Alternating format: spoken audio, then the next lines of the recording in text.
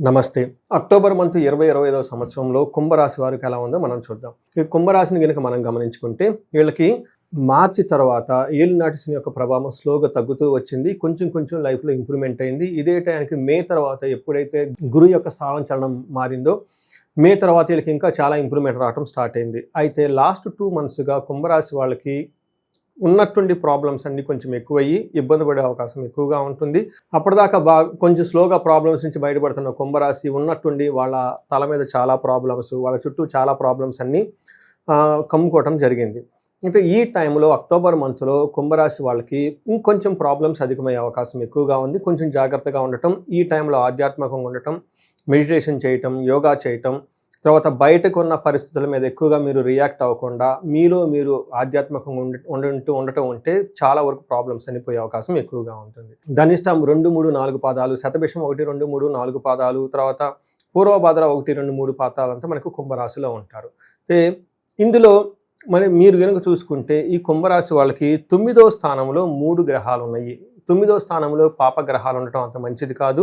మీకు కొంచెం problems create చేసే అవకాశం ఎక్కువగా ఉంటుంది. ఈ అక్టోబర్ మాసంలో 3 గ్రహాలు మారుతున్నాయి. అవి 3వ తారీఖు, 9వ తారీఖు, 17వ తారీఖు. 3వ తారీఖు బుధుడు, తర్వాత శుక్రుడు వచ్చేటప్పుడు 9వ తారీఖు, సూర్యుడు వచ్చేటప్పుడు 17వ తారీఖు మారుతూ ఉన్నారు. ఈ యొక్క గ్రహాల యొక్క మార్పు వల్ల మనకి కుంభరాశి వాళ్ళకి ఎలా ఉందో చూస్తే మహర్షులు మనకి ఏమని చెప్తారంటే సూక్ష్మంగా చెప్తే ద్వేషం, దేహరోజం, విఘ్నం, సంపద అని చెప్తుంటారు. ఈ టైంలో వీళ్ళకి చుట్టూ వాతావరణం అంతా ద్వేషపూరితంగా ఉండే అవకాశం ఎక్కువగా ఉంటుంది.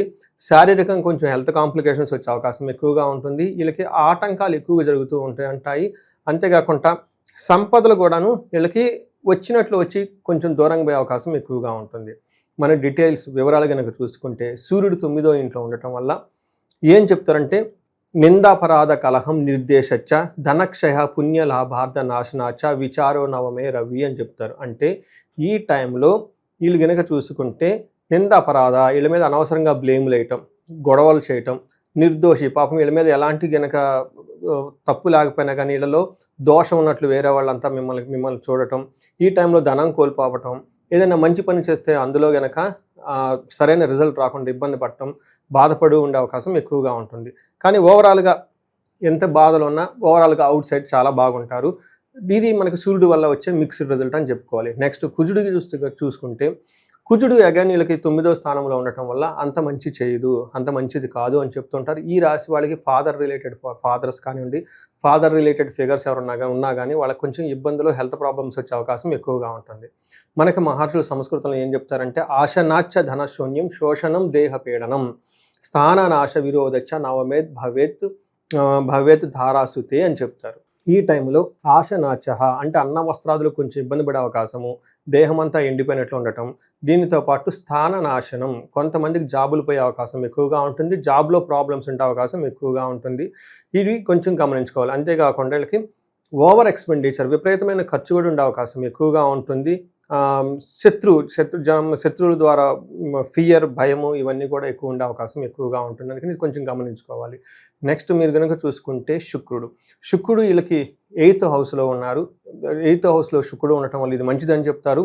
ఏ విధంగా అంటే దుఃఖనాశో మహాసౌఖ్యం బంధుమిత్ర సమాగమ రాజదర్శనమాప్తి భృగేశ్ అష్టమే భృగునందనే అని చెప్తారు. అంటే 8వ ఇంట్లో కనుక శుక్రుడు ఉండటం వల్ల ఈ రాశి వాళ్ళకి మంచి జరుగుతూ ఉంటుంది. టయానికి ఫుడ్ తింటారు. అప్పటిదాకా ఏదైనా దుఃఖపడేవా ఉంటే ఈ చిన్న బాధలు ఏమైనా ఉంటే వాటి నుంచి ఆ దుఃఖం అంతా పోగొట్టుకుంటారు, సౌఖ్యంగా ఉంటారు, బంధుమిత్రులతో కలిసి ఉంటారు. ఈ టైంలో హైయర్ అఫీషియల్ని కలవాలన్నా కానీ, తర్వాత గవర్నమెంట్ ఎంప్లాయీస్ కలవాలనుకున్నా కానీ, ఇన్ఫ్లుయెన్షియల్ పీపుల్ ఎవరైనా ఉన్నా కానీ వాళ్ళని కనుక కలిసే అవకాశం కూడా చాలా ఎక్కువగా ఉంటుంది. కీర్తి ప్రతిష్టలు పెరిగే అవకాశం ఎక్కువగా ఉంటుంది. మీరు కనుక ఓవరాల్ కనుక చూసుకుంటే ఒక 60 to 70% బాగలేదు, ఒక 40% మాత్రమే ఈ రాశి వాళ్ళకి బాగుంది.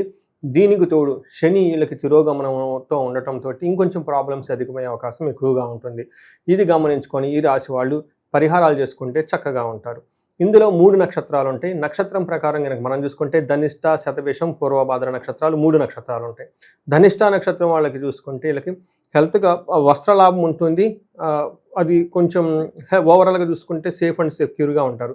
బట్ ఇలా ప్రాబ్లం చూసుకుంటే రోగము, పరవాసము, అతి భయము, దేహపీడము, దరిద్రము చూపిస్తుంది. ధనిష్ట నక్షత్రం వాళ్ళు ఇందులో ఉన్నవాళ్ళు కొంచెం జాగ్రత్తగా ఉండాలి. శతభిష నక్షత్రం కనుక చూసుకుంటే వీళ్ళకి దరిద్రము, అతి భయము, పరవాసము, రోగము చూపిస్తుంది. అంటే ఎక్కడ కూడా వీళ్ళకి కొంచెం అంత సౌఖ్యంగా లేదు, ఇబ్బంది పడే అవకాశం ఎక్కువగా ఉంటుంది. పూర్వభాద్ర నక్షత్రం వాళ్ళకి రాజ్యలాభము, పరవాసము చూపిస్తుంది. ఫారిన్ రిలేటెడ్ ఏమన్నా కనెక్షన్స్ ఉంటే అందులో ఇంప్రూవ్ వచ్చే అవకాశం ఎక్కువగా ఉంటుంది. ప్రమోషన్స్ వచ్చే అవకాశం ఎక్కువగా ఉంటుంది. అయితే ఇందులో రోగము, అతి భయము, దరిద్రము కూడా చూపిస్తూ ఉంటుంది. ఈ 3 వచ్చేటప్పటికి నెగటివ్, ప్రతికూలంగా ఎక్కువగా ఉన్నాయి. అంటే ఓవరాల్గా కనుక చూసుకుంటే శతభిషం, పూర్వభాద్ర నక్షత్రాలకి గాయాలయ్యే అవకాశం కూడా ఎక్కువగా ఉంటుంది. వీళ్ళకి సూర్యుడు వల్ల లత్త ఉండటం వల్ల. సో ఈ రాశి వాళ్ళు పరిహారాలు కనుక చూసుకుంటే వీళ్ళు మంచి పరిహారాలు చేసుకోవాలి. ఒకటి వీళ్ళకి ఇంకా ఏలినాటి శని ఉండటంతో శనికి సంపూర్ణ శాంతి పూజలు చేయించుకోవటం, మన్యుపాశుపత అభిషేకం చేయించుకోవటం, అంతేకాకుండా శనికి అధిష్టాన దేవతన దక్షిణీ కాళీ అమ్మవారి యొక్క మంత్రం కూడాను వీళ్ళు జపం చేయించుకోగలిగితే శని పెట్టే బాధల నుండి చాలా వరకు తీవ్రత నుంచి ప్రాబ్లం నుంచి బయటపడిపోతారు. ఎవరైతే బిజినెస్ పీపుల్ ఉన్నారో, రియల్ ఎస్టేట్ పీపుల్ ఉన్నారో, ఎక్కడైనా కనుక మీకు ధనం లేక, ప్రవాహం లేక ఇబ్బంది పడిపోతూ ఉంటే ఈ టైంలో దసరా నుంచి దీపావళి ఉన్న మధ్య టైంలో వీళ్ళు ఒకటి కుబేరు పాశుపత అభిషేకం చేయించుకున్న, మీకు ఇంకా ధనంకి సంబంధించిన ప్రాబ్లమ్స్ ఎక్కువగా ఛాలెంజెస్ ఉన్నా కానీ కుబేర పాశుపతంతో పాటు మహాలక్ష్మి విశేష హోమం చేయించుకున్న, లేదంటే మల్టీ సోర్సెస్ ఆఫ్ ఇన్కమ్ కావాలి, కొత్తగా ఎక్కడ మాకు సోర్సెస్ ఆఫ్ ఇన్కమ్ లేదు అని మీరు కనుక అనుకుంటే, బహుముఖ ఆదాయం మాకు కావాలి అనుకుంటే స్వర్ణలక్ష్మి విశేష హోమం చేయించుకున్నా కానీ ఈ రాశి వాళ్ళకి విపరీతంగా కలిసి వచ్చే అవకాశం ఎక్కువగా ఉంటుంది. ఇది కాకుండా ఇండివిజువల్గా మీకు ఏదైనా మీ యొక్క జీవితంలో ఏదైనా కనుక ఛాలెంజెస్ కానీ మీరు ఫేస్ చేస్తూ ఉంటే ఒకసారి మీరు జాతక చక్రాన్ని త్వరగా విశ్లేషణ చేసి చూపించుకోండి. అందులో ఇంకా ఏమైనా ప్రాబ్లమ్స్ ఉంటే, ఏమైనా దోషాలు ఉంటే అవన్నీ నివృత్తి చేసుకుంటే మీ లైఫ్ 10 అంతలు ముందుకెళ్ళిపోయే అవకాశం చాలా ఎక్కువగా ఉంటుంది. ఈ రాశి వాళ్ళకి అష్టైశ్వర్యాలు కలగాలని, భోగభాగ్యాలు కలగాలని చెప్పేసి కోరుకుంటున్నాను. నమస్తే.